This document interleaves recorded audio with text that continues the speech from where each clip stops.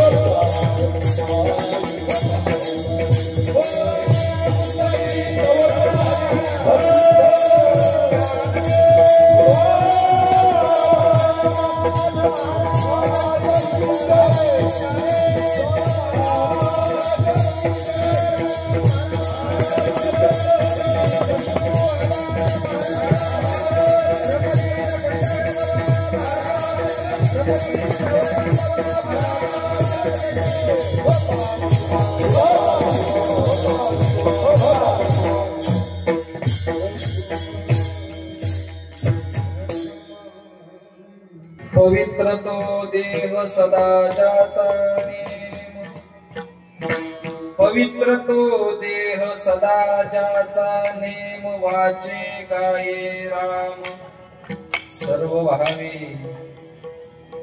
धन्य तो भाग्याचा तरला संसार, परमार्थाचे घर नाममुखी, करीतसे कथा कीर्तनी आवडी, करीतसे कथा कीर्तनी आवडी, ब्रह्मज्ञान जोडी तया लाभे, धन्य तो भाग्याचा तरला संसार, परमार्थाचे घर नाममुखी, एका जनार्दनी धन्य ते शरीर, एका जनार्दनी धन्य ते शरीर, प्रपंच परमार्थ एक रूप, धन्य तो भाग्याचा तरला संसार, परमार्थाचे घर नाममुखी,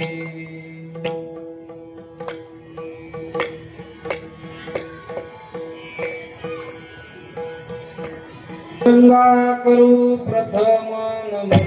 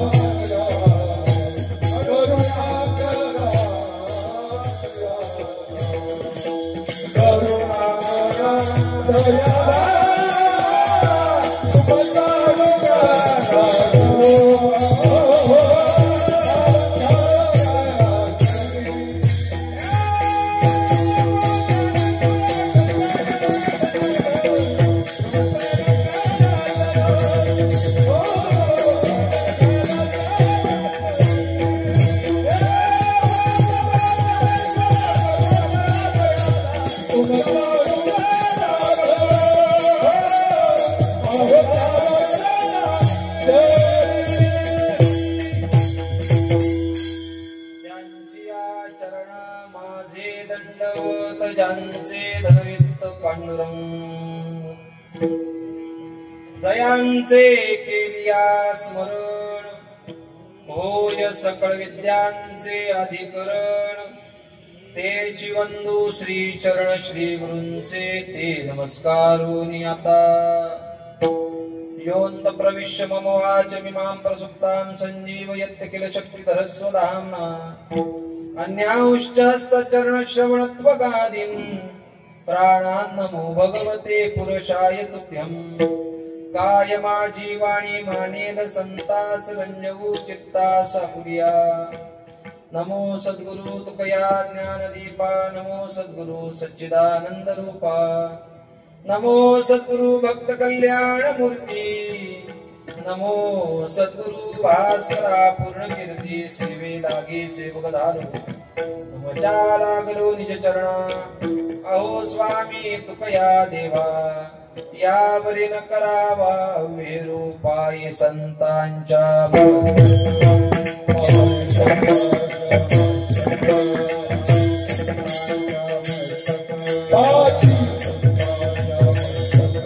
असो तोडोनी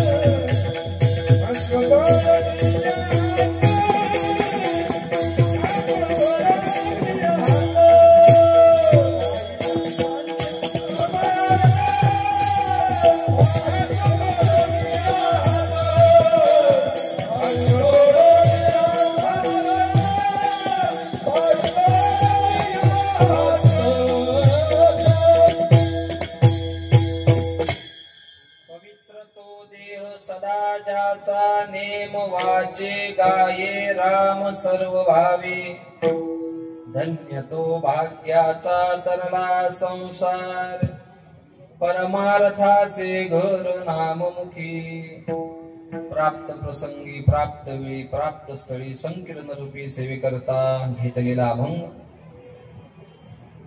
संत हृदय सम्राट अनंत कृपा सागर भगवत पूज्यपाद श्रीमान श्रीमंत संत शांती ब्रह्म एकनाथ महाराज यांचा अवघ्या 4 चरणाचा असून भगवत नामचिंतनाची अवस्था प्राप्त होते आणि ती अवस्था प्राप्त झाल्यानंतर आपल्याला जी धन्यता प्राप्त होते ती धन्यता नक्की कोणाला प्राप्त झाली त्या धन्यतेचे उद्गार एकनाथ महाराज अभंगामध्ये मांडतात व्यवहारामध्ये आपण ज्याला धन्यता समजतो ती धन्यता असेलच असं नाही व्यवहारामध्ये आपण ज्याला भाग्य समजतो ते भाग्य असेलच असं नाही पण परमार्थ करणारा जो साधक आहे ज्यांनी परमार्थ पदावर वाटचाल केल्यानंतर भगवंताच्या नामचिंतनाशिवाय दुसरं कुठलं साधन निवडलेलं नाही त्याच्या जीवनामध्ये महाराज सांगतात पवित्र तो देह त्याचा देह पवित्र होतो का देह पवित्र होतो कारण त्याने जीवनामध्ये काहीतरी नियम केलेला असतो वाचे गाये राम सर्व भावी सर्व भावानं तो भगवंताचं नामस्मरण करत असतो आणि म्हणून जगतामध्ये त्याच्या एवढा धन्यवान कोणी नाही आणि त्याच्या एवढा भाग्यवान कोणी नाही धन्य तो भाग्याचा तरला संसार परमार्थाचे घर नाममुखी तो म्हणजे परमार्थाचं घर आहे आणि त्या घरामध्ये प्रवेश करण्यासाठी सर्वात मोठं दार म्हणजे त्याचं मुख आहे परमार्थाचे घर नाममुखी त्याच्या जीवनामध्ये त्यांनी भगवत नामचिंतनाशिवाय दुसरं साधनच अवलंबलेलं नसतं करीतसे कथा कीर्तनी आवडी त्यामुळे काय होतं त्याच्या जीवनामध्ये त्या नामचिंतनाबरोबर त्या कथेबरोबर त्या महात्म्याला त्या साधकाला ब्रह्मज्ञान सहज प्राप्त होतं ब्रह्मज्ञान जोडी दयाला भेट म्हणून जगामध्ये त्याच्या एवढा धन्यवान त्याच्या एवढा भाग्यवान शोधूनही सापडणार नाही धन्य तो भाग्याचा तरला संसार परमार्थाचे घर नाममुखी आणि असा जो भगवंताचं नामस्मरण करतोय त्याचं शरीर धन्य आहे. एका जनार्दनी धन्य ते शरीर. मग त्या शरीरानं त्यानं प्रपंच केला तरी तो परमार्थ होतो आणि त्याने त्या देहानं परमार्थ केला तरी तो परमार्थच होतो. म्हणून धन्य तो भाग्याचा तरला संसार, परमार्थाचे घर नामुखी. असा एक 7-8 वाक्यामध्ये या अभंगाचा भावार्थ आहे. आपला हा चालू असलेला अखंड हरिनाम सप्ताह गेली 67 वर्ष हा अव्याहतपणे चालू आहे. त्याबद्दल आपल्याला द्यावेत तेवढे धन्यवाद कमी आहे. म्हणजे पंचम तपपूर्ती पूर्ण करून आता आपण 6व्या तपाच्या परिपूर्णतेकडे निघालेलो आहोत. त्याच्यानंतर 75वा महोत्सव म्हणजे अमृत महोत्सव आपल्याला पाहायला मिळणार आहे. म्हणजे नदीचं पात्र उगमाकडून फार लहान असत. नदीचं पात्र उगमापासून लहान असत पण ते समुद्राला जाईपर्यंत लहानच राहतं का? उलट नदीला ते सागराला मिळता मिळता ते नदीचं पात्र सागराला मिळता मिळता फार मोठ्या प्रमाणामध्ये त्याचा विस्तार होतो. तुम्ही जर कधी 4 धामला गेले असाल तर गेल्यानंतर ते गंगोत्री आणि यमुनोत्रीला जायचं. त्या गंगोत्री आणि यमुनोत्रीचं जे वरतून आलेलं पात्र आहे ते फार थोडं आहे. पण इकडे काशीला आणि तुम्ही गंगासागरला जर गेलात तर ते नदीचं पात्र फार विस्तारपूर्वक आहे. म्हणजे एखादी साधन आणि त्या साधनाची केलेली साधना ही सुरुवातीला फार थोडी असते. माझा महत्वाचा सांगण्याचा उद्देश आहे आपल्या या सप्ताहाची सुरुवात फार कमी मंडळीमध्ये सुरू झाली असेल पण त्या नदीचं पात्र आता एवढं मोठं होत गेलेलं आहे का त्याला आज 67 वर्ष पूर्ण होत आहे. एखादं कार्य सुरू करणं फार सोपं आहे. एखादं कार्य सुरू करणं फार सोपं आहे पण ते कार्य टिकवून ठेवणं हे फार अवघड आहे. आपल्या या इताडे गावातली बरीचशी मंडळी आपल्या सद्गुरु माऊली सेवा मंडळ केंद्र चौक मुंबई सह कोकण विभाग या दिंडीमध्ये बराच काळ आपण पायीवारी केलेली आहे आणि जवळजवळ आपल्या परिसरातना जवळजवळ 200 लोक पायीवारीमध्ये यायचे, सहभागी व्हायचे, आनंद लुटायचे. पण आपल्या परिसरात आता लोणार पंचक्रोशी विभागात ही दिंडी सुरू झाली आणि मग आपली सगळी मंडळी या दिंडीमध्ये सामील झाली असते. हे दिंडी सुरुवात करणं फार सोपं आहे. दिंडी आमचे श्रीगुरु महाराज नेहमी सांगायचे दिंडी शब्द 2च आहेत. महाराजांना माहिती असेल, केशव महाराजांना माहिती असेल, दिंडी शब्द 2च आहेत. पण त्या 2 शब्दाच्या मागे किती उपद्व्याप असतो हे दिंडी काढल्यानंतर कळत, त्याशिवाय कळत. फार कष्ट करावे लागतात, लोकांच्या पाया पडावं लागतं, त्यांना भेटावं लागतं, प्रत्येक गावात भेट द्यावी लागते, प्रत्येकाला जागृत करावं लागतं. चला दिंडीला, चला दिंडीला. जे संतांनी कार्य केलं तेच आपल्याला करायचंय ना. संतांनी सुद्धा लोकांना परमार्थाच्या सन्मुख करण्याचं काम केलं.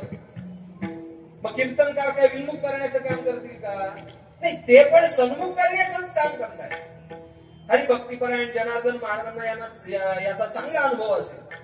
दिंडी शब्द फार सोपा आहे पण त्याही परिस्थितीमध्ये अनेक वर्ष का होईना ते कार्य ही मंडळी करतायत, लोकांना भक्ती मार्गाकडे आणतायत. हे फार महत्वाची बाब आहे, लक्षात ठेवा. हे सामान्य नाही. म्हणून नदीचं पात्र उगमाकडे जरी सुरुवातीला आपली ज्या वेळेला सद्गुरु माऊली सेवा मंडळाची दिंडी 89 साली निघाली त्यावेळेला जेमतेम 50 ते 60 लोक होते. त्याच्यानंतर आता जवळजवळ 200-250 आळंदीला जाईपर्यंत 2000 लोक होतात.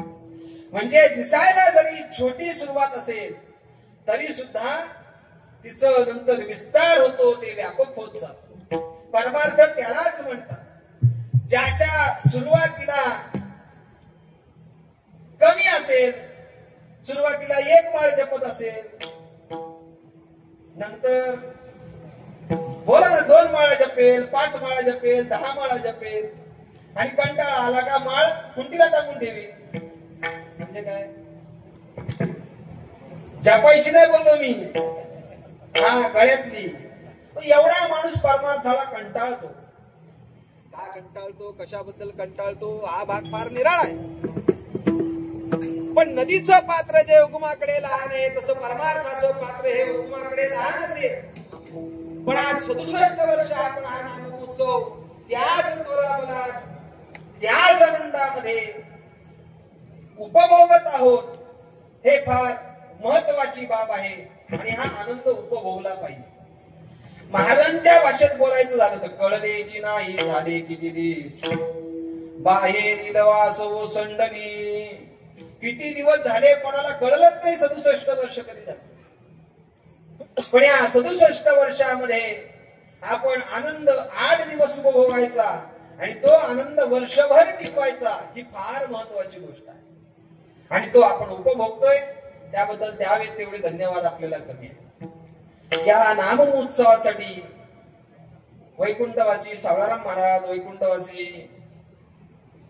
केशव महाराज कबीर, आमचे श्री गुरु महाराज या सगळ्या थोरा मोठ्यांचे आशीर्वाद आहे. आणि जिथे महात्मा पुरुषाचा आशीर्वाद असतो ते कार्य कधीही त्या कार्यामध्ये कधी न्यूनता पडत नाही. हे फार लक्षात ठेवायचं. कारण मोठ्यांनी दिलेला आशीर्वाद हा माणसाला लाभप्रद असतो. सामान्यांनी दिला असेल तर त्याला संसारिक लाभ होईल, पण परमार्थिकाने दिलेला जो आशीर्वाद असतो तो नक्कीच आपल्या जीवनामध्ये काहीतरी बदल घडवतो. तो बदल म्हणजे आपल्या या इटाडे गावामध्ये आज 67 वर्ष हा नामोत्सव टिकून राहिलाय ही फार महत्वाची बाब आहे. प्राप्त झालेल्या वेळेमध्ये या अभंगाशी आपल्याशी थोडस हितगुज करण्याचा प्रयत्न करायचा आहे. मी लहान असल्यापासून आपल्या गावामध्ये वावरलेलो आहे. मी काही नवीन कीर्तनकार नाहीये. जगद्गुरु एकनाथ महाराजांचा, आता एकनाथ महाराज जगद्गुरु कसे काय, आता त्याला मला इतिहास सांगायला लागेल. एकनाथ महाराज जगद्गुरु का, त्याचं कारण असं आहे, आपल्या भारतामध्ये कुंभमेळा भरतो का? अरे हो नाही काहीतरी बोला. भरतो का? कुठे कुठे भरतो? हा प्रयाग, उज्जैन, नाशिक म्हणजे त्र्यंबकेश्वर, अजून हरिद्वार, या 4 ठिकाणी कुंभमेळा भरतो. आणि त्या कुंभमेळ्याची एक आखाडा परिषद आहे. त्या आखाडा परिषदेमध्ये नामदेव महाराजांच्या काळामध्ये नामदेव द्वारा ही द्वारा निर्माण झाली. आणि त्या नामदेव द्वाराचे जगद्गुरु ज्ञानेश्वर महाराज होते. याच्यासाठी आपल्याला आखाडा परिषदेची इतिहास पाहावा लागेल. आणि त्या परंपरेमध्ये एकनाथ महाराज आहे. आता ती काय परंपरा आहे ती आता सांगण्यात मला वेळ घ्यायचा नाही, तर हातभर डोक्यावर जायचं तुमच्या. त्या परंपरेमध्ये एकनाथ महाराज आहे. वारकरी संप्रदायाच्या दृष्टीनं एकनाथ महाराजांचा अधिकार फार नाविन्यपूर्ण आहे. लक्षात ठेवा. आम्हाला एकनाथ महाराज एकच माहिती, ज्यांच्या जवळची शांती ढळली नाही आणि दृष्टांत आपल्या पक्का पाठ झालेला आहे. यौवनांगावरी थुंकला प्रसाद देवनी मुक्त केला, दृष्टांत पाठ. तो यौवन 108 वेळा एकनाथ महाराजांच्या अंगावर थुंकला. 108 वेळा जाऊन एकनाथ महाराजांनी काय केलं? गंगेचं स्नान केलं. शेवटी पानाला चुना लावता लावता चुना जास्त लागला, याचं तोड होरपळलं. एकनाथ महाराजांची माफी मागितली. एकनाथ महाराजांनी त्याला माफ केलं. त्याला सांगितलं तुझे खरोखर धन्यवाद मानतो का, मला 108 वेळा गंगेचं स्नान झालं. एवढीच आम्हाला एकनाथ महाराजांची शांती माहिती. पण एकनाथ महाराज जे वृत्तीनं शांत होते तेच एकनाथ महाराज वृत्तीनं क्रांती ब्रह्म सुद्धा होते. लक्षात, नुसते शांती ब्रह्म एकनाथ महाराज नाहीयेत, तर जीवनामध्ये त्यांनी क्रांती केलेली आहे. काय क्रांती केलेली असेल? जे ज्ञानेश्वर महाराजांनी ज्ञानेश्वरी लिहिली. कोणी लिहिली? कोणी लिहिली? बोला ना. हा बघितलं आहेत की नाही जागे, म्हटलं बघावं जरा. ज्ञानेश्वर महाराजांनी जी ज्ञानेश्वरी सांगितली, सच्चिदानंद बाबांनी जी ज्ञानेश्वरी लिहिली, त्या ज्ञानेश्वरीचं मधल्या काळामध्ये ज्ञानेश्वर महाराज संजीवन समाधी झाल्यानंतर बुद्धिवादी लोकांनी त्या ज्ञानेश्वरीचा पाठभेद केला आणि पाठभेद करून मनाला वाटेल तो अर्थ लावण्याची सुरुवात केली. अर्थे लोपली पुराणे, अर्थे लोपली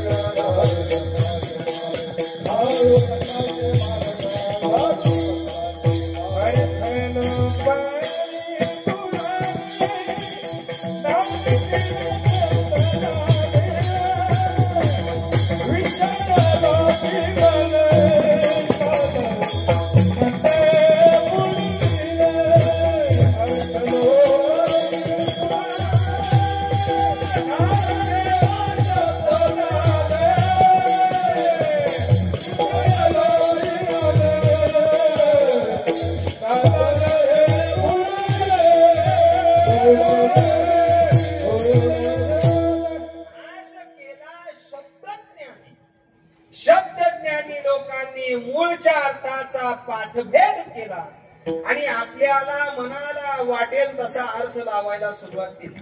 मला दृष्टांत सांगून वेळ घ्यायचा नाही, तर बरेचसे दृष्टांत या विषयामध्ये मला सांगता येते. त्याला एकच म्हणीमध्ये एकच दृष्टांत सांगतो. पुराणातली वांगी पुराणात कळलं तर बघा, त्याचं द्या सोड. महाराज जेवायला आले, महाराजांनी सांगितलं चातुर्मासाला वांग खाऊ नये आणि घर मालकाला वांग आवडत होतं, त्याने सांगितलं वांग्याचं भरीत. आता ती महाराजाचं ऐकल का नवऱ्याचं ऐकल? अहो बायको कोणाचं ऐकते? तुमचं ऐकत नाही का? बोला ना नवऱ्याचं ऐकते म्हणून. तिने बनवलं वांग्याचं भरीत, महाराजाला बटाट्याची भाजी. महाराज जेवायला बसल्यानंतर महाराजांच्या ताटामध्ये बटाट्याची भाजी, बाकीच्या ताटामध्ये 2-2 भाज्या. महाराजांनी विचारलं काय होत ही असा पंक्तीभेद करू नये. महाराजाच्या अभंगले पाठ होते, पूर्वी केला पंक्तीभेद नाही अंतःकरण शुद्ध, वटवाघूळ जन्म पावले प्रसिद्ध, वटवाघूळ झाले मी बाय. महाराजांनी अभंग सांगितलं.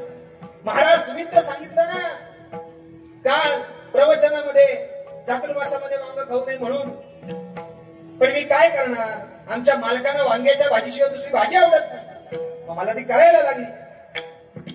अहो पण असा पंक्तीभेद करू नये. वांग नका देऊ, वांग्याचा रस वाढा. काय करा, वांग्याचा रस तर वाढा. म्हणून त्या बाईने काय केलं, आता ते वांग्याचं भरीत म्हटल्यानंतर, भरलेलं वांग म्हटल्यानंतर त्याचा रस घट्ट असतो. मग ती चमच्यानं काही तिच्या येईना, मग तिने असं टोप आडवा केला. टोप आडवा केल्यानंतर ते वांगी आडवी आली, पडायला लागल्यानंतर हा म्हणतो ताई ऐका, असं धर्माच्या आड येऊ नये. धर्माच्या आड आला, डोळा फोडून घ्यावा लागला. बळीने आंधळा शुक्र गेला, आंधळा व्हावं लागला त्याला. असं धर्माच्या आड येऊ नये. महाराज तुम्हीच तर सांगितलं वांग खाऊ नये म्हणून, अहो त्यांच्या मनात हे पडावं, तुम्ही कशाला आड येता? तो म्हटला, ताई म्हटली महाराज असं करू नका. तो म्हटला तुमची पुराणातली वांगी पुराण नाश केला शब्द ज्ञानी. अहो कितीतरी महाराज लोक आहेत एकादशी करत नाही. कितीतरी महाराज जवळचं उदाहरण सांगतो तुम्हाला. बायकोचा वाढदिवस म्हणून एक कीर्तनकार संध्याकाळी एकादशीच्या दिवशी हॉटेलला जेवायला गेला. सामान्य कीर्तनकार नाही, हे गाजलेला आहे. आणि त्याचं स्टेटस मी बघितलं. म्हणजे क्षमा मागून सांगतो, आपल्याला लाज वाटायला पाहिजे. आपण वारकरी संप्रदायाची आचारसंहिता लोक आपल्याकडे आदर्श म्हणून पाहतात ना. आणि लोक जर आपल्याकडे आदर्श म्हणून पाहत असतील तर आपलं जीवन आदर्श म्हणूनच जगता आलं पाहिजे. काय मग लोकांना ज्ञान सांगून उपयोग आहे? सांगा ना मला. काही उपयोग नाही. नाश केला शब्द ज्ञाने विषय लोभी मने साधने ही पुढविली. बुद्धिवादी लोकांनी त्या ज्ञानेश्वरीचा आपल्याला मनाला वाटेल तसा अर्थ लावायला सुरुवात केली.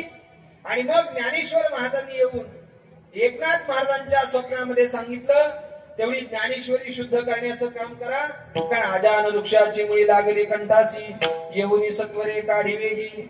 मग ते एकनाथ महाराज गेले, ते सगळं शोधलं. मग ज्ञानेश्वरी प्रतिशुद्ध केली. ग्रंथ पूर्वीच अतिशुद्ध परी पाठांतरी शुद्ध पद्धती शेवटच्या वयवाचा 5-6 म्हणजे लक्षात. मग ते ज्ञानेश्वरी शुद्ध करण्याचं काम. बरं ज्ञानेश्वरी ही शुद्ध होती, पण बुद्धिवादी लोकांनी अशुद्ध करून ठेवली होती. पुन्हा तिला शुद्धता देण्याचं काम, मूळ अर्थ करण्याचं काम एकनाथ महाराजांनी केलं. म्हणजे एकनाथ महाराजांनी क्रांती केली. दुसरी एकनाथ महाराजांनी जी क्रांती केली, एकनाथ महाराज शांती ब्रह्म होते, पण एकनाथ महाराजांनी दुसरी क्रांती केली. जनार्दन स्वामींकडे शिक्षण घेत असताना, आध्यात्मिक ज्ञान ग्रहण करत असताना दौलताबादच्या किल्ल्यावर ज्या वेळेला परकीयांचं आक्रमण आलं, ते परकीयांचं आक्रमण उधळवून लावण्यासाठी दोन्ही हातामध्ये तलवार घेऊन लढण्याचं काम जर कोणी केलं असेल तर ते शांती ब्रह्म एकनाथ महाराज. म्हणजे आम्ही नुसतं अंगावर धुंकला म्हणून एवढं दृष्टांत सांगतो, एवढं चरित्र नाही एकनाथ महाराजांचं. आलेलं परकीयांचं आक्रमण उधळवून लावण्याची ताकद त्यांच्यामध्ये होती. म्हणजे एकनाथ महाराज हे शांती ब्रह्म होते, एकनाथ महाराज हे क्रांती ब्रह्म होते. अशा अधिकाराचे एकनाथ महाराज या अभंगामध्ये धन्यता देत आहे. आणि त्या धन्यवानाला भाग्यवान सुद्धा म्हणताय. कोण धन्यवान आहे आणि तो कोण भाग्यवान आहे? ज्याने आपल्या मुखामध्ये भगवंताचं नामस्मरण केलेलं आहे. पण नामस्मरण करत असताना महाराज म्हणतायत त्याचा देह पवित्र होतो. पण देह पवित्र कसा काय होईल? देह पवित्र कसा काय होईल मला सांगा बघू. या देहाचा जर आपण विचार केला, आपल्याला डोळ्यांनी जो देह दिसतोय त्याला स्थूल देह म्हणतात. काय म्हणतात? स्थूल देह म्हणतात. या स्थूल देहाचा जर आपण विचार केला तर या स्थूल देहाचा विचार करता या स्थूल देहामध्ये अनेक प्रकारचे रोग आहेत. अनेक प्रकारच्या व्याधी आहेत. एक आपल्या शरीरामध्ये महत्वाच्या नाड्यांचा विचार केला तर 72,000 नाड्या आहेत. किती? 72,000. त्याच्या मधल्या मूल या 108, त्याच्या मधल्या प्रमुख 3 इडा, पिंगळा, सुषुम्ना, अशा 72,000 नाड्या. त्या एक एक नाडीला जर एक एक रोग धरला तर रोग किती झाले? किती झाले? 72,000 लोक. डॉक्टरच्या बापाला तरी सापडतील का? नुसतं डोकं दुखणं वेगळं, उन्हात फिरून आल्यावर डोकं दुखणं वेगळं. एक जण दवाखान्यात गेला, डॉक्टरांकडे, डॉक्टर माझं डोकं दुखतंय, डॉक्टर माझं डोकं दुखतंय. अरे पण तुझं डोकं का दुखतंय? काहीतरी पित्त वाढणारं खाल्लं असेल, तेलकट खाल्लं असेल म्हणून डोकं दुखत असेल. म्हणजे माझं डोकं दुखतंय, औषध द्या. अरे पण कशामुळे दुखतंय ते तर सांग ना. कारण काय, डोकं दुखी आणि पोट दुखी हे मापण्याचं अजून यंत्र आलं नाही. आलं असेल तर सांगा. तो जेवढं तोंड वाकडं करेल तेवढं त्याचं डोकं दुखी.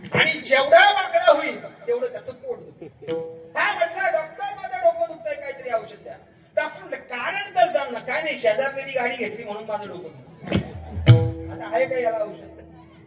त्या डोकेदुखीला औषध नाहीये. म्हणजे 72,000 नाड्या, एक एक नाडीला एक एक आजार जर आपण पकडला तर 72,000 रोग आहे. ताप वेगळा, हिवताप वेगळा, डेंगूचा वेगळा, मलेरिया. आता त्याच्यात पण प्रकार आहेत. काही जर आपल्या शरीरामध्ये मार लागला, कुठे जखम झाली, तर त्या जखम झाल्यानंतर सुद्धा माणसाला ताप होतो की नाही? तो सुद्धा ताप आहे. मग अनेक विध रोग या शरीराला असल्यानंतर सुद्धा एकनाथ महाराजांनी पवित्र तो देह कस काय म्हणावं? फार मोठी शंका. जर हा देह नाशिवंत आहे, हा देह नाशिवंत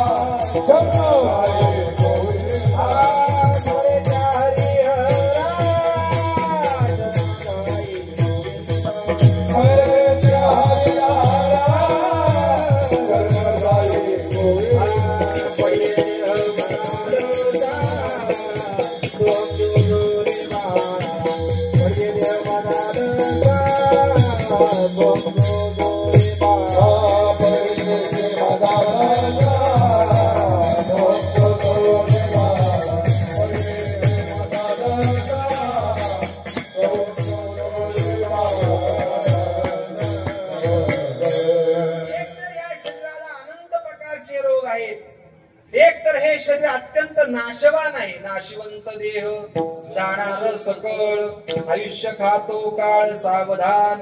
नाशिवंत देह नासेला हा जाणार महाराज म्हणतात. मग हा जर देह नाशिवंत असेल तर हा देह पवित्र कसा काय होईल? दुसरी गोष्ट, या शरीरामध्ये अनेक प्रकारचे दुःख आहेत. महाराजांचं प्रमाणे शरीर दुःखाचे, शरीर रोगाचे भांडार, शरीर दुर्गंधीशी भार, नाही अपवित्र शरीरायसे. हे शरीर म्हणजे दुःखाचं कोठार आहे, शरीर रोगाचं भांडार आहे. काही लोकांना विचारा, साखर चालत नाही, मीठ अजिबात नाही का? मीठ खाल्लं तर बीपी वाढतो, साखर खाल्ली तर शुगर वाढते, साखर नाही वाढत का?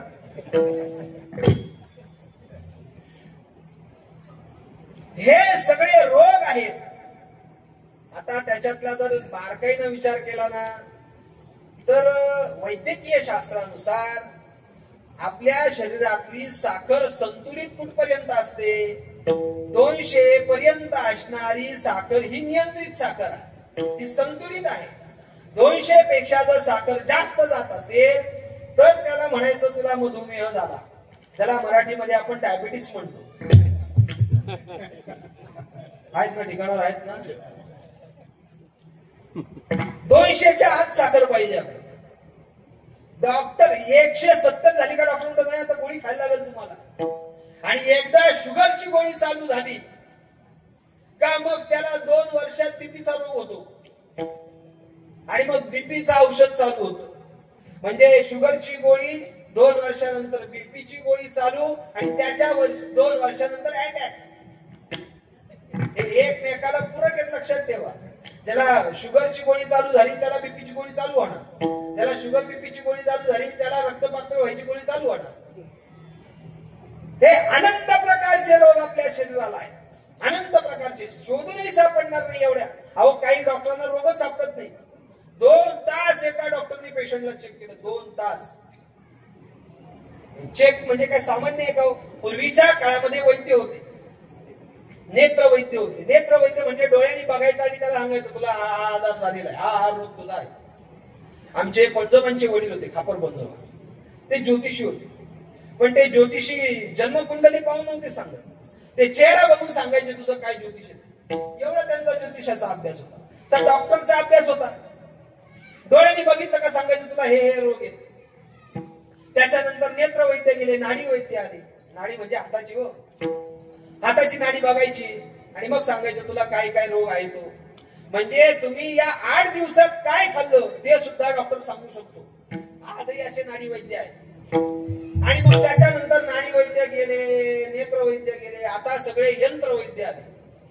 काय वैद्य आले? यंत्र वैद्य. पेशंट आतमध्ये गेला का तो म्हणतो झोपा. एकदा पेशंट झोपला का ते कानात वायरी घालतो आणि अशी डबी घेतो, ती इथं चालू ठेवतो का हृदय चालू आहे का बोलते बघायला. तो म्हणतो अशी डावीकडे मान काढा, डावीकडे मान केली का म्हणतो हा मोठे श्वास घ्या.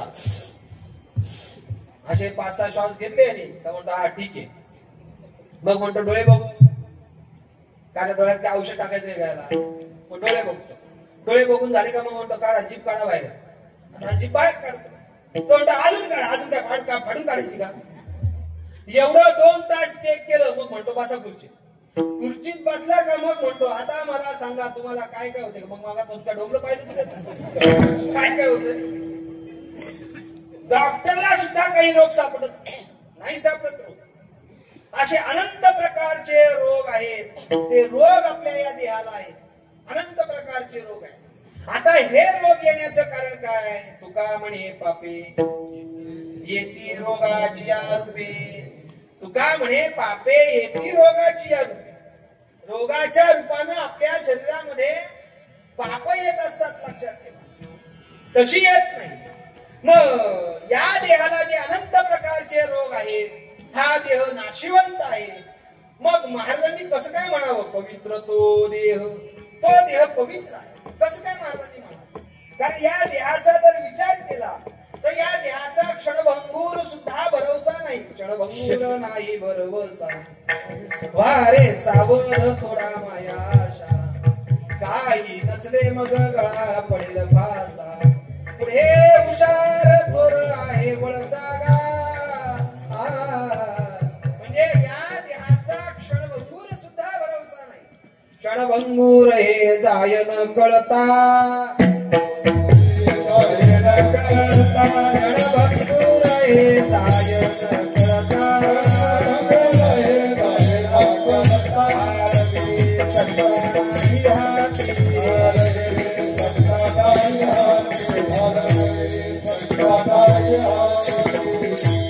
महाराज सांगता क्षणभंगूर हे जाय न कळता. मग याचा क्षणाचाही विश्वास जर आपल्या या देहाचा नसेल. लोक म्हणतात काल जर कीर्तनाला होता, आज अचानक तो काय सांगून येणार आहे का. नाही, एकदा आला का तो घेऊन जाणार आहे. म्हणजे माणसाचा क्षणभरही माणसाला थांबता येत नाही, देह ठेवता येत नाही. बरं गेल्यानंतर ठेवतात का लोक. लगेच फोन लावायला सुरुवात करतात. म्हणजे या देहाचं क्षणिकत्व आहे, या देहाचं क्षणभंगुरत्व आहे. हा देह नाशिवंत आहे आणि हा देह रोगानं पछाडलेला आहे. पछाडलेला म्हणजे पिक्चर नाही आहे का. याच्या मागे अनंत प्रकारचे रोग लागलेले. एक रोग गेला का दुसरा येतोच. महाराज म्हणतात एक सारी तसा एकाची दहने सावध त्या गुन्हेगारे नवा. एक रोग गेला का दुसरा रोग त्याची जागा घेतोय. बघा ना, एखाद्याचं डोकं दुखायला लागलं. काय डोकं दुखायला लागलं का तो दवाखान्यात गेला किंवा मेडिकल मध्ये गेला का त्या मेडिकल वाल्याला काय सांगतो. डोकं हा दुखायची. बरोबर आहे, डोकं दुखाय. आता मला सांगा डोकं दुखायची गोळी पाहिजे का बंद व्हायची गोळी पाहिजे. बंद व्हायची पाहिजे. पण मागतो काय डोकं दुखीची गोळी द्या. आणि त्यांनी खरं डोकं दुखीची गोळी दिली तर काय करीला. हे कलियुगीचे उपराटे. बरं डोकं दुखायची गोळी आणि घेतली तर लगेच डोकं दुखायचं थांबतं का. दुपारी गोळी घेतली तर संध्याकाळी 5-6 वाजता डोकं दुखायचं थांबतं. पण 5-6 वाजता डोकं दुखायचं थांबलं का हा गुडघे धरून बसतो. अरे अरे अरे अरे गुडघे दुखायला लागले. मग रात्री झोपताना गुडघे दुखीची गोळी. म्हणजे एक आजार संपवला या देहाचा का दुसरा आजार लगेच त्याच्या मागे. म्हणजे या देहाला अनंत प्रकारचे रोग आहेत. म्हणून हा पवित्र होत नाही. या देहाला क्षणिकता नावाचा दोष आहे, क्षणभंगुरत्व आहे, म्हणून हा देह पवित्र होत नाही. आणि हा देह नाशिवंत आहे, म्हणून या देहाला पवित्र. मग महाराज कसं म्हणतात पवित्र तो देह? कसं काय महाराजांनी म्हणावं पवित्र तो देह? मग हा देह पवित्र होतो का? फार मोठी शंका आहे का?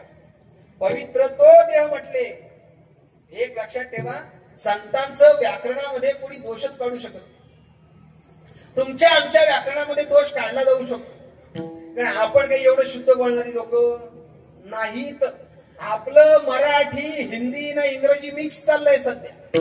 हा नक्की मराठी बोलतो, आता मी त्या धारेत नाही म्हणून तुम्हाला सांगतो, आम्हाला मराठीचे पेपर चेक करताना हिंदीचे शब्द वाचावे लागतात. म्हणजे आता मराठी हिंदी आणि इंग्रजी मिक्स का?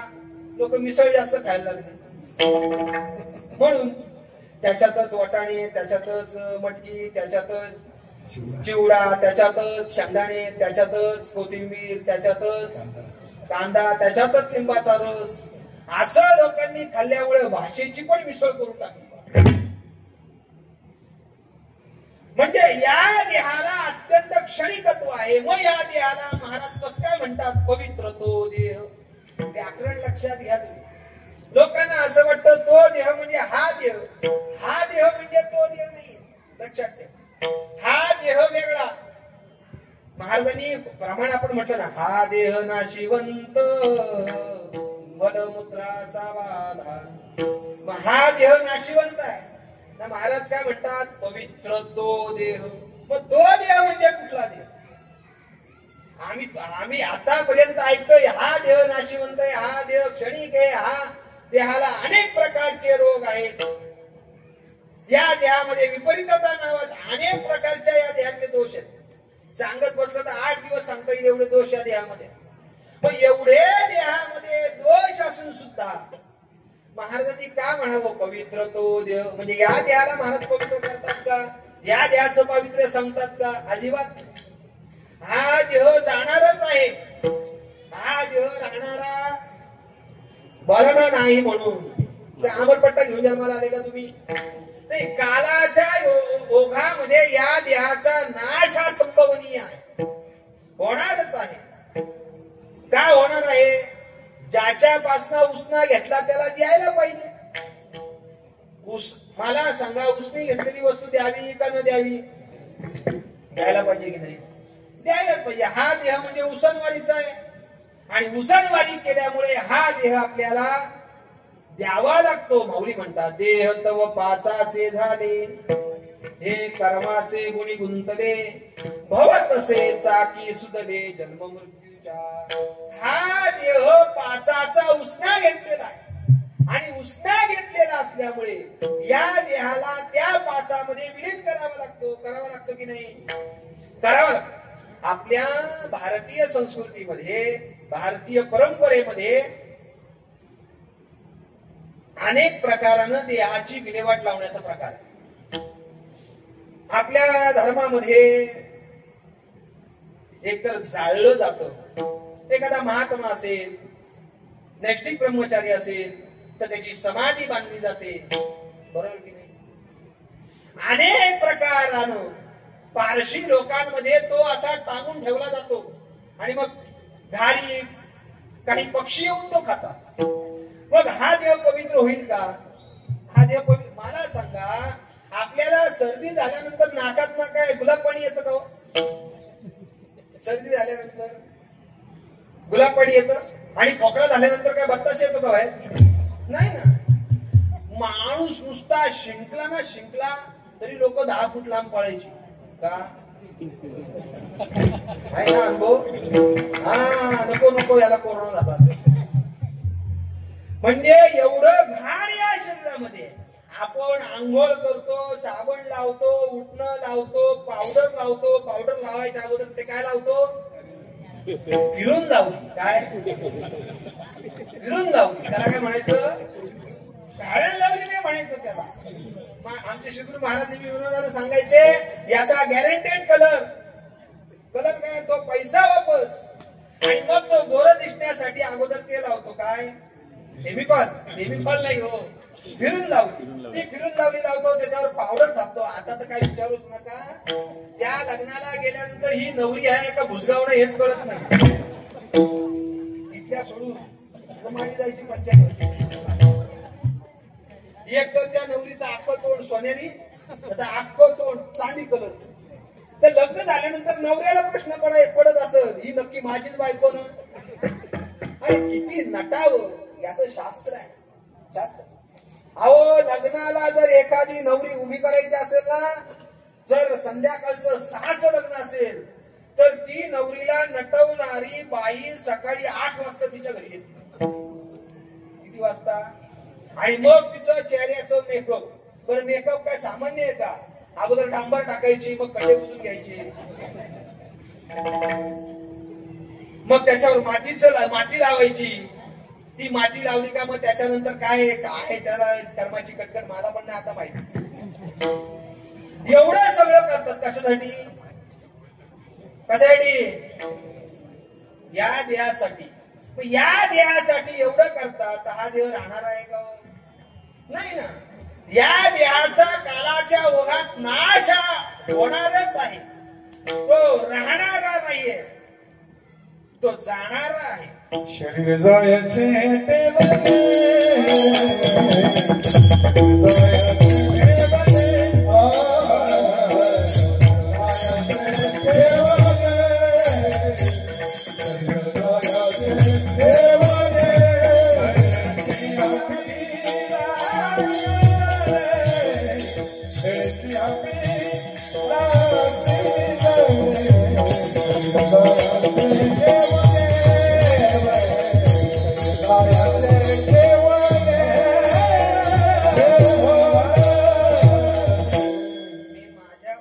संदर्भात आलो होतो. ती ओवी आठवायला तुम्ही प्रमाण दिलं. शरीर जात आगवी नाशिवंत स्वभावी, म्हणून तुवा झुंजावे पंडुकुमरा. म्हणजे या शरीराचा कालाच्या ओघामध्ये नाश होणार आहे. अहो किती जरी लावलं लक्ष तरी मातीत जाणार हे ठरलंय फिक्स. किती कोणी काही करू द्या, पार अत्तर लावू द्या, शेंड काय म्हणतात ते लावू द्या, आम्ही तुम्ही आंघोळ रोज नित्य नियमानं करतो म्हणून लोकांच्यात वावरू शकतो. जरा एक दिवस दात घासू नका, बघा कोण जवळ करत नाही. करणार लोक जवळ, चल तोंड धुणे. म्हणजे या शरीराचं आपण पालन पोषण करतो, या शरीराला आपण सांभाळतो, म्हणून हा देह चांगला आहे. आणि सर्वात महत्वाचं सांगू का, वरी चर्म घातले रे, वरती चामडं देवाने बसवलंय म्हणून ठीक आहे. चामडं काढून बघा कसं वाटतंय तुम्हाला. आतमध्ये काय बघा, कृमी कीटकाचा. या ते एखाद्याला जर पोटाचा आजार झाला, पोटाचा कसला आजार, पोटाचा, आणि त्याला जंत नावाचा आजार झाला. कुठला आजार झाला?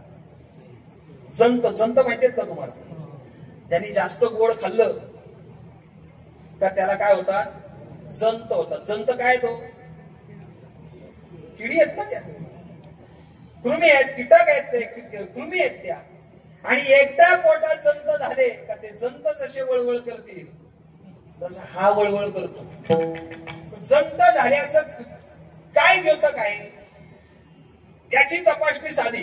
त्याच्या कानाला हात लावायचा, कानाच्या पाया जर त्याच्या गाग लागल्या का समजायचं याला जंत झाले. त्याला सर्वात सोपा उपाय, डॉक्टरकडे पण जाण्याची गरज. आणि एखाद्याला जंत झाले, आता मला सांगा या किडी शरीरात पाहिजेत का नाही पाहिजेत? जंत पाहिजेत का नाही पाहिजेत? अरे हो का नाही बोला ना. काही प्रमाणात पाहिजेत, पण त्याची वाढ झाली तर मारायला लागल ना. मग ते जंत कमी व्हावे याच्यासाठी काय करतात? काय का उपाय माहितीये का तुम्हाला? जा डॉक्टरकडे म्हणा. त्याच्यासाठी घरगुती उपाय. अगोदर त्याला गुळ खायला द्यायचा. तुम्ही म्हणता त्या रोगाला औषध, अगोदर काय खायला द्यायचा? गुळ खायला द्यायचा आणि त्याच्यानंतर 2 चमचे ओवा खायला द्यायचा. असं त्यांनी दिवसातना 3 वेळा केलं का 8 दिवसामध्ये जंत नावाचा रोग कसा बरा होतो. आहे की ना रोग? म्हणजे या शरीरामध्ये आपल्याला दिसत नाही पण आतमध्ये कृमी आहेत की नाही? कृमी आहेत. कीटकाचा असं अनंत प्रकारचे रोग असून हा देह नाशिवंत असल्यामुळे या देहाचा कालाच्या ओघात नाश होतो. मग महाराज कसं म्हणतात? पवित्र तो देह. तो देह पवित्र आहे. तो देह म्हणजे हा देह महाराजांना सांगायचा नाही कारण महाराजांना माहिती होतं हा देह जाणार आहे, नाश पावणार आहे. मग हा देह टपत उंदीर विरूपाय बोका तैसा काळ लोकाग्रासित असे जाणार आहे हा देह. मग हा देह जर जाणारा असेल तर मग हा देह पवित्र होणार नाही. पण काही असे सिद्ध महात्मे होऊन गेले का त्यांनी हा देह सुद्धा पवित्र केला. पण सर्वसामान्याचा हा देह पवित्र होत नाही. मग त्याला एक ज्ञानेश्वरीमध्ये फार गमतीनं उदाहरण माऊलींनी दिलेलं आहे. एखाद्यानी तोंडाने जर अत्तर प्यायला, काय प्यायला? अत्तर जरी एखादा प्यायला तरी आपण द्वारे काय अत्तराचा सुगंध येईल का हो? माझी ओवी नाही का? ज्ञानेश्वर महाराजांची ओवी. आपाना चेनी तोंडे कैसे सुगंधा येणे घडे तरी सत्यतया जोडे असुराते. आपण द्वाराच्या द्वारा दुर्गंधीच येणार आहे किती जरी सुगंधी द्रव्य घातलं तरी. म्हणजे हा देह कालाच्या ओघामध्ये नाश पावणारा आहे, रोगिष्ट आहे, क्षणभंगूर आहे. मग या देहाला पवित्रता प्राप्त होत नाही होत. मग महाराज कुठल्या देहाला पवित्रता प्राप्त होते? तर इतर सर्वसामान्य देहाला पवित्रता प्राप्त होत नाही. तर ज्या देहाद्वारे भगवंताचं नामचिंतन होतं तोच देह पवित्र होतो. अभंगाच्या पहिल्या चरणात पवित्र तो देह सदा जगने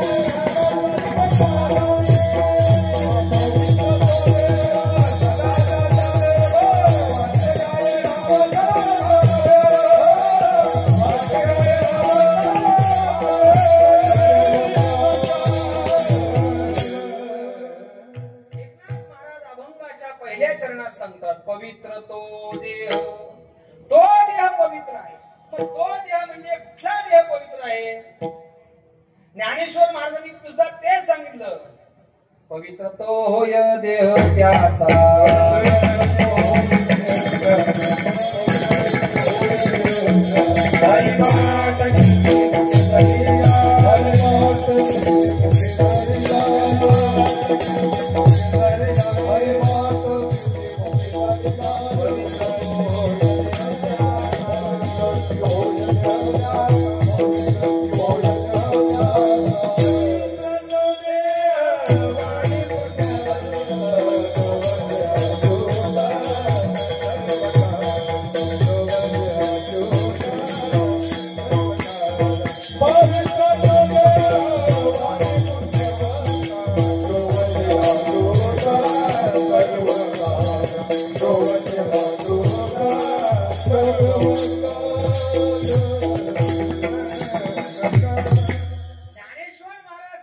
पवित्र तो होय देह त्याचा. पण कोणाचा देह पवित्र? तो देह हरिपाठ कीर्ती मुखे जरी गाय. आता मुखे जरी गाय म्हणजे आपण या मुखाने बोलतो म्हणजे चामड्याने बोलतो का? याच्यामध्ये असणारी जी शक्ती आहे परा पश्यंती मध्यमा आणि वैखरी, त्या वैखरी वाणीने आपण बोलतोय आणि वैखरी वाणीने जो बोलतो त्याचा देह पवित्र होतो. तो देह म्हणजे कुठला देह? ज्ञानेश्वर महाराजांनी सांगितलं पवित्र तो होय देह त्याचा हरिपाठ कीर्ती. तुकाराम महाराज सांगतात पवित्र तो देह वाणी पुण्यवंत. जो वदे अच्युत सर्व काळ त्याचा देह पवित्र, त्याची वाणी पवित्र. मग नक्की कुठला देह पवित्र होतो? तो देह ज्या अर्थी महाराजांना सांगायचा आहे त्या अर्थी तो देह म्हणजे हा देह नाही. मग तो देह तरी कुठला? तर शास्त्राने देहाचे काही प्रकार केले.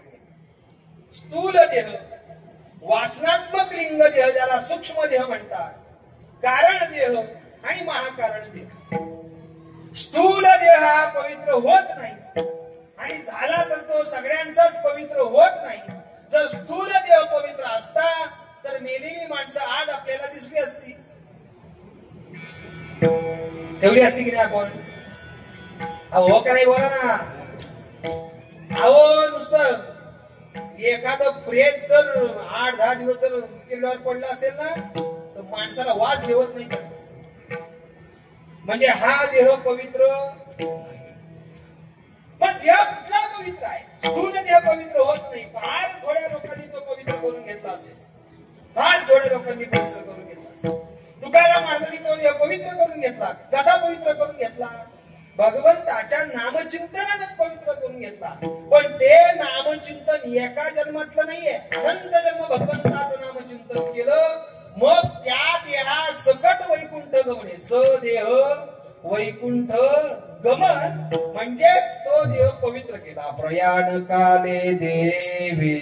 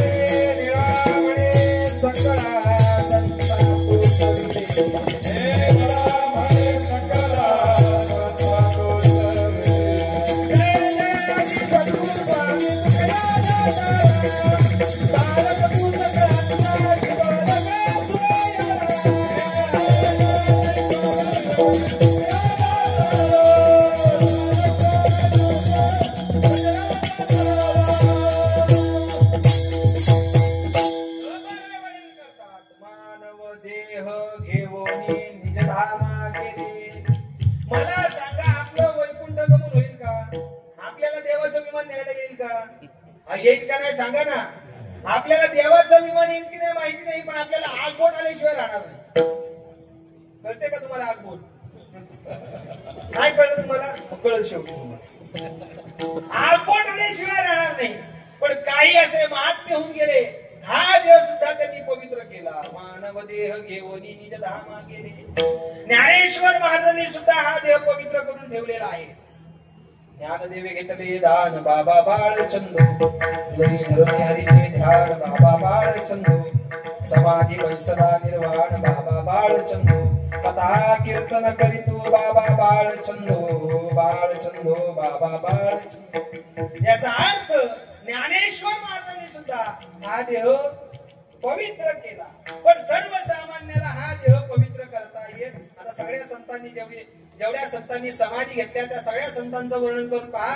त्यांनी तो देह पवित्र करून घेतला. पण सर्वसामान्याला हा देह पवित्र करता येत नाही.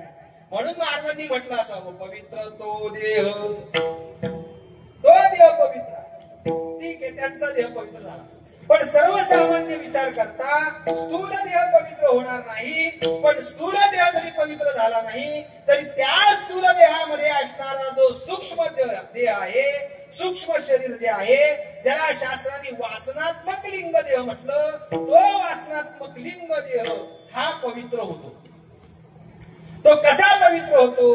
काही नाही, त्यांनी भगवंताचं नामचिंतन करायचं. काय करायचं? नामचिंतन करायचं. आणि वासनात्मक लिंग देहाने जर भगवंताचं नामचिंतन केलं तर त्याला पवित्रता प्राप्त होते. तिचं झाली अंगे हरी रूप, तिचं झाली अंगे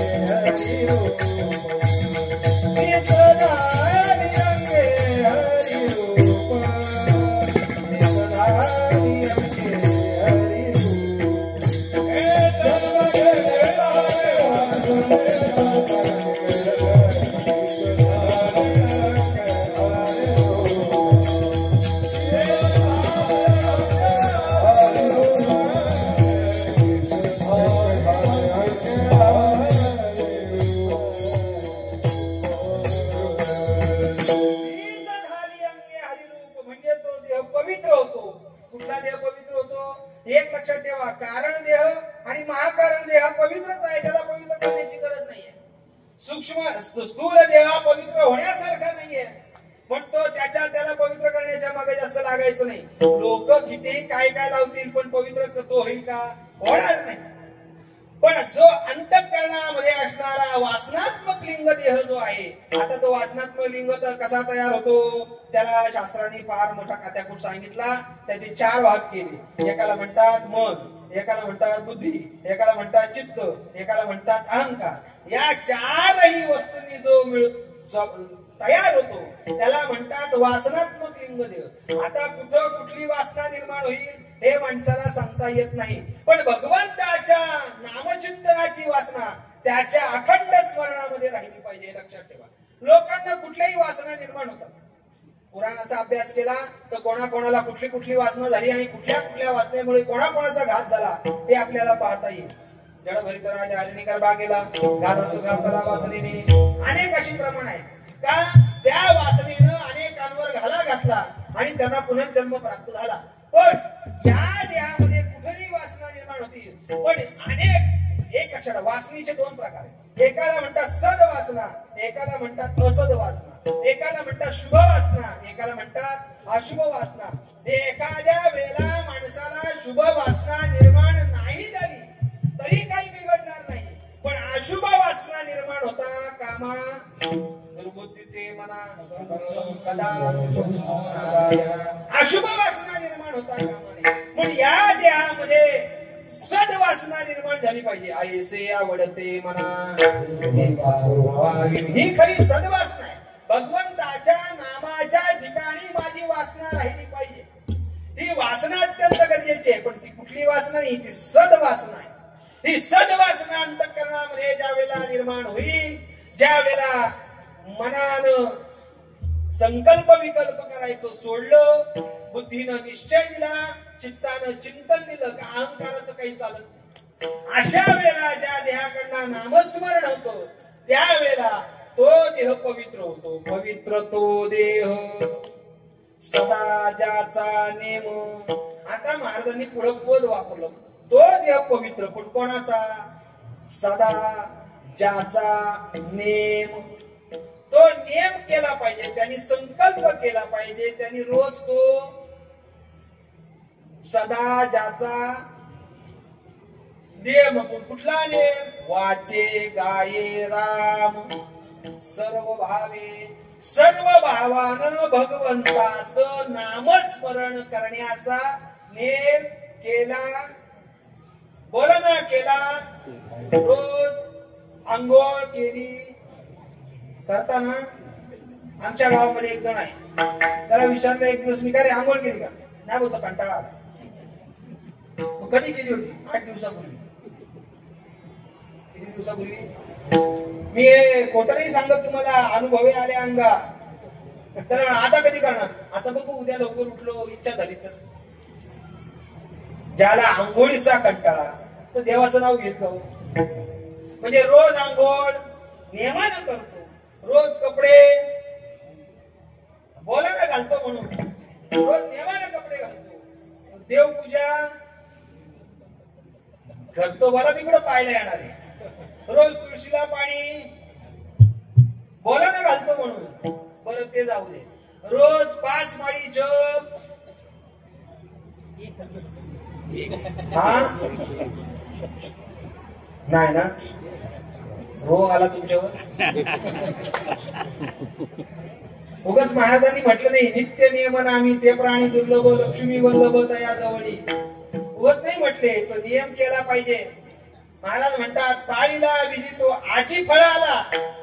आपण पाळलेला विधी तेव्हाच फळाला येतो कधी त्याच्यामध्ये सातत्य असेल तर, त्याच्यामध्ये दृढता असेल तर, त्याच्यामध्ये दीर्घता असेल तर.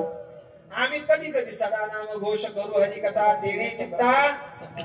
आमचा सदा नामघोष आहे का? आमचा नामघोष कधी कधी, हरिकथा कधी कधी, मग चित्ता समाधान ते पण कधी कधी ना. त्याच्यासाठी नियम करावा लागतो, त्याच्यासाठी रोज ती साधना करावी लागते. रोज 5 पाणी जप करायला पाहिजे. रोज संध्याकाळी हरिपाठ बोला म्हटला पाहिजे.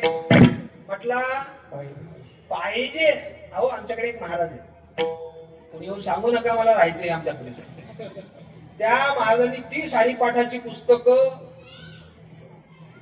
जीर्ण होईपर्यंत वाचली, पण हरिपाठ काय बाबाच्या पाठ झाला नाही. आणि हरिपाठ हे असं प्रकरण आहे का ते पाठ करून पाठ होत नाही. जर नित्य नियमानं त्यांनी 3 महिने जर रोज हरिपाठ म्हटला तर त्याला हरिपाठ पाठ होत, अन्यथा पाठ होत नाही. म्हणजे हरिपाठ सुद्धा रोज केला पाहिजे. 15 दिवसांना एकादशी केली पाहिजे. आठवड्यातना सोमवार उपवास केला. असं नियमानं ज्याचं जीवन बांधलेलं आहे. नियम सोडून नाही, लक्षात ठेवा. नियम ढाब्यावर बसवायचे आणि आपण लोकांना ज्ञान सांगू असं नाही. वाचे गाये राम सर्व भावे. पवित्र तो देह सदा त्याचा नियम, सतत त्याचा नियम चालू असतो. काय नियम आहे? जी वारकरी संप्रदायाची आचारसंहिता आहे त्या आचारसंहितेनुसार त्याचं जीवन हे त्यांनी व्यतीत करायचं असतं. असं जो जीवन व्यतीत करतो, पवित्र तो देह सदा ज्याचा नेम. मानवी जीवनामध्ये आपण नियम करतो, करत नाही असं नाही, पण आपण किती केलेले नियम आपले पूर्णत्वात जातात सांगा ना. एकाने आदल्या दिवशी कीर्तनाला गेला. गावात कीर्तन होतं, सत्यातलं कीर्तन होतं. कधी न जाणारा माणूस कीर्तनाला गेला. बायकोने सांगितलं जा जा जरा कीर्तनाला, तेवढं ज्ञान भेटलं तर भेटलं. कोणी सांगितलं? बुवानी नाही, बाईनी घरातल्या. तिने सांगितल्यानंतर कीर्तनाला बसल्यानंतर मागच बसला साऊंड जवळ आणि अभंग घेतला महाराजांनी. वाचावी ज्ञानेश्वरी डोळा पहावी पंढरी असा अभंग घेतला. फार ज्ञानेश्वरीचं वर्णन केलं. वर्णन केल्यानंतर शेवटी घरी आला. घरी आल्यानंतर रात्री बायकोला सांगितलं ऐकलं का? आता पूर्वी असं म्हणण्याची पद्धत होती, आता तर मला काही विचारू नका. ऐकलं का? ती म्हटली जी बोला. उद्यापासून मी पूजा झाल्यावर ज्ञानेश्वरीच्या 50 ओव्या वाचेन. आणि 50 ओव्या झाल्यानंतर तू मला चहा आणि नाश्ता द्यायचा, हा उद्यापासून माझा नियम. ती म्हटली काय डोक्यात प्रकाश पडला, एक दिवस कोणाला गेली. सकाळी उठला, देवपूजा केली, आता पडिले वळण इंद्रिया सगळा, जाऊन कोचवर बसला. कोचवर बसल्यानंतर याला वाटलं चहा येईल, चहा का अजून येत नाही म्हणून हा जरा खकारला. तिला वाटलं ज्ञानेश्वरीतली पहिली होती, अजून काय चहा येत नाही म्हणून अजून जोरात खकारला. तिला वाटलं ज्ञानेश्वरीतली दुसरी होती. तो म्हटला तुझं काय डोकं ठिकाणावर आहे का, अहो पूजा करून आता 20 मिनिटं व्हायची वेळी अजून तू चहा आणि नाश्ता आणला नाही. ती म्हटली अहो ज्ञानेश्वरीतल्या अजून 2च ओव्या झाल्यात, अजून 48 व्हायचे. तो म्हटला हे काय नवीनच, अहो कालच तुम्ही सांगितलं ना उद्या सकाळी पूजा झाली का ज्ञानेश्वरीच्या 50 ओव्या वाचणार आणि त्या 50 ओव्या वाचल्यानंतर तू मला चहा आणि नाश्ता. तो म्हटला रात गई बात गई आठ तुझ्या, हे असे आमचे नियम. असे जर आम्ही नियम केले तर आपला देह पवित्र होईल का हो? नाही होणार. पण ज्यांनी सदा नियम केलेला आहे, सदा ज्याचा नेम वाचे गाये राम सर्व भावे पवित्र तो देव. आणि असा देह ज्याचा ज्याचा पवित्र होतो तो फक्त पवित्र होण्यासाठी भगवंताच्या नामचिंतनाशिवाय संतांनी जगातलंच साधन सांगितलं नाही. एक भगवंताचं नामचिंतन जर त्यांनी सर्व भावानं जर घेतलं तर त्याचा देह पवित्र होतो. म्हणून आपण सुद्धा त्या भगवंताचं नामचिंतन करू. विठोबार कुमारी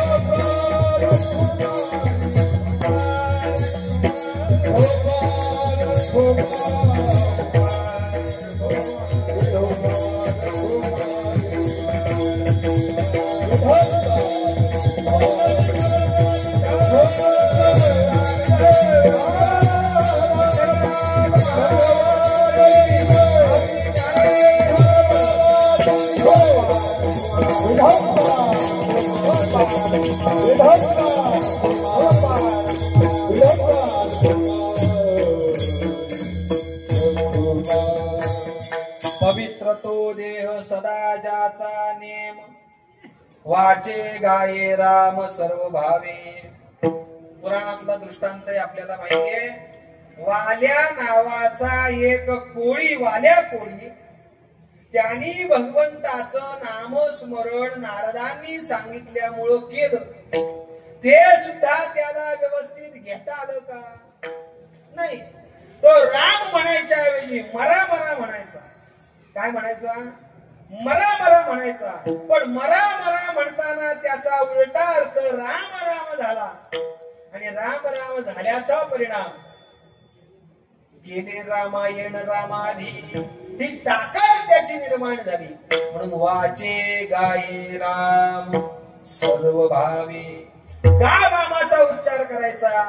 कारण राम रक्षा स्तोत्रामध्ये असं सांगितलेलं आहे भगवंताची 1000 नावं म्हटल्यानंतर जे पुण्य आपल्याला प्राप्त होतं, 1000 नावं घेतल्यानंतर ते एक राम शब्द उच्चारला का आपल्याला 1000 नावं घेतल्याचं पुण्य प्राप्त होतं.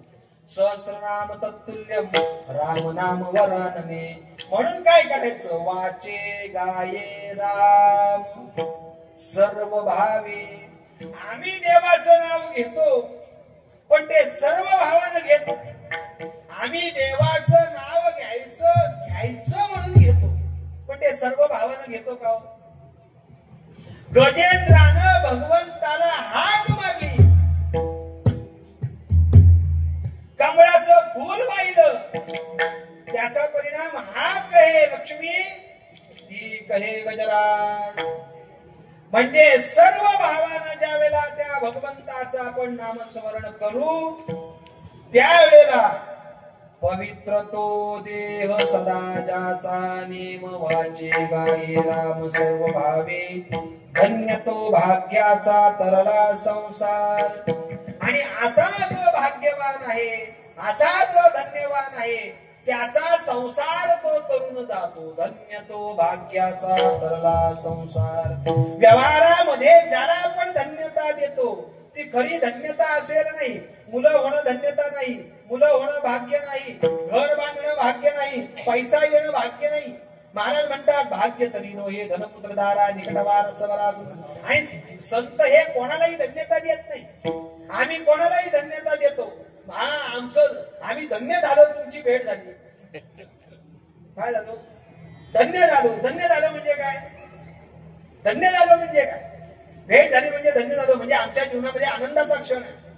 आणि बाजूला हे येणं डोक्याला ताप भेटलं मध्येच असं पण म्हणतो आम्ही, म्हणजे त्याच्यात खरी धन्यता आहे का? आमची धन्यता आमचं भाग्य हे फार वेगळं, पण संतांची धन्यता संतांचं भाग्यवान हे फार म्हणण्याची ती वेगळी घाटणी आहे।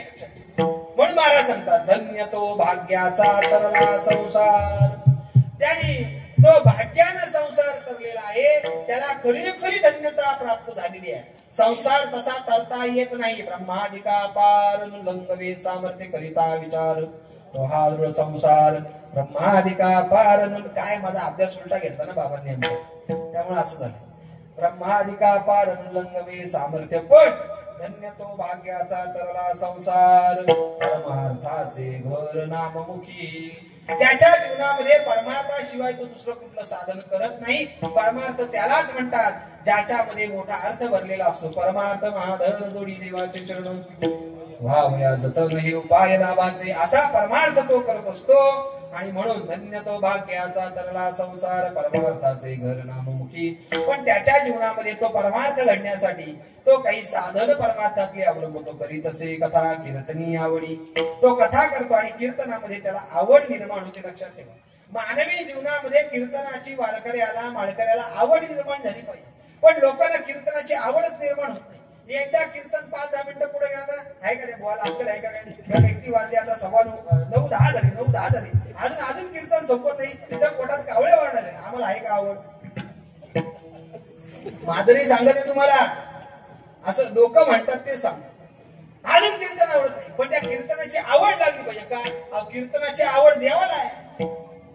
कीर्तनाचे वाटे बराडी ऐसा लोटे त्या कीर्तनाची आवड त्या साधकाला सुद्धा लागलेली असते। कधी तसे कथा कीर्तनी आवडी आणि त्या कीर्तनाच्या आवडीमुळे कथेच्या करण्यामुळे त्याच्या जीवनामध्ये ब्रह्मज्ञान जोडी तयार व्हे त्याला ब्रह्मज्ञानाचा लाभ प्राप्त होतो ना तेव्हा प्राप्त होतो। त्याला कुठे इतर साधनांची गरज भासत नाही, त्याला सहज ब्रह्मज्ञान प्राप्त होतं। आणि म्हणून त्याला ब्रह्मज्ञान प्राप्त झाल्यामुळे त्याचं ते शरीर ते सुद्धा धन्य आहे। अभंगाच्या शेवटच्या एक जनार्दनी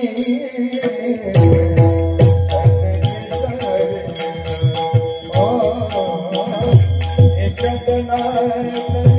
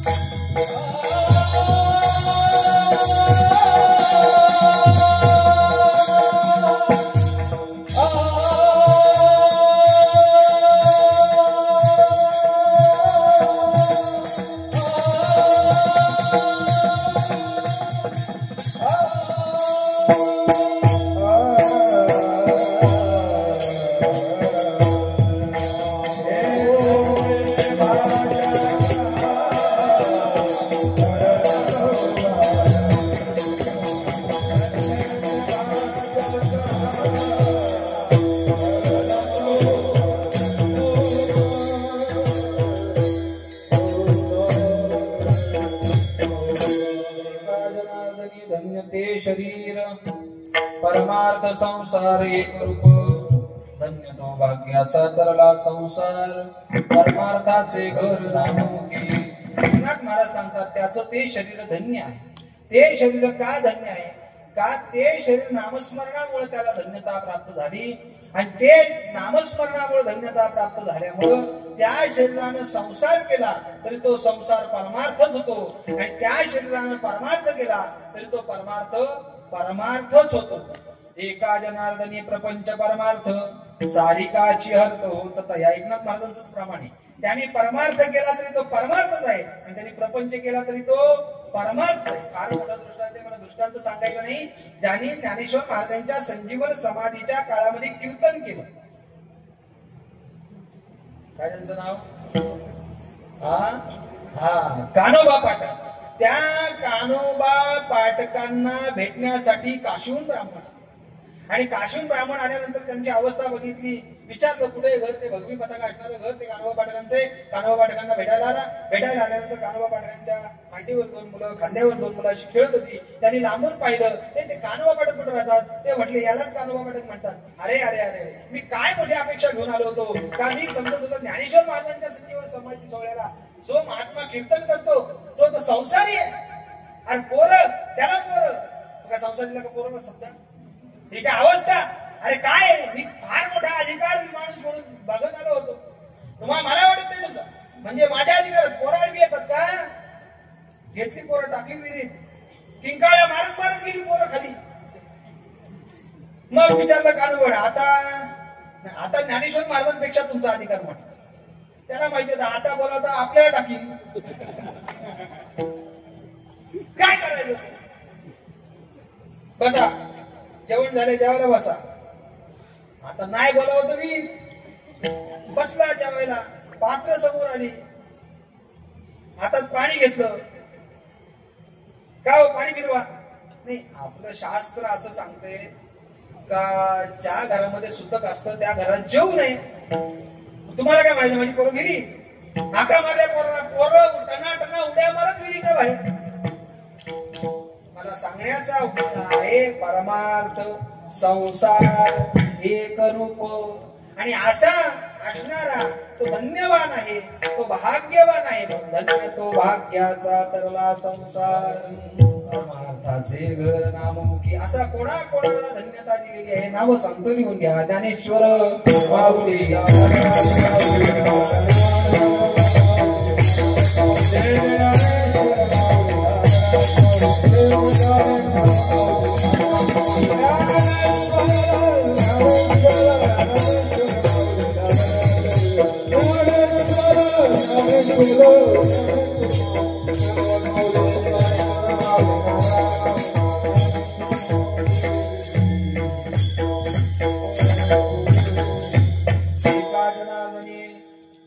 धन्य ते शरीर, परमार्थ संसार एक रूप. धन्य तो भाग्याचा तरला संसार, परमार्थाचे घर नाममुखी. झालेली सेवा परमात्म्याच्या चरणविंदावर समर्पित करतो. आपण सर्व मातृपितृतुल्य श्रोते, माझ्यावर पितृवत प्रेम करणारी आपण सर्व मंडळी आहात. बऱ्याच वर्षानंतर आपल्या या दर्शनाचा योग मला प्राप्त झालेला आहे. हरिभक्तीपरायण, माझ्यावर पित्याप्रमाणे प्रेम करणारे आमचे जनार्दन महाराज, त्याचबरोबर आमचे माधव महाराज यांचं फार माझ्यावर प्रेम आहे. का प्रेम आहे मला माहिती नाही, पण ते म्हणतात का तुमचं कीर्तन ऐकलं का आम्हाला बाबांचं कीर्तन ऐकल्याची आठवण येते. असं वाटतं बाबाच कीर्तन करतात. आता ती माझ्यावर श्री गुरु कृपा आहे.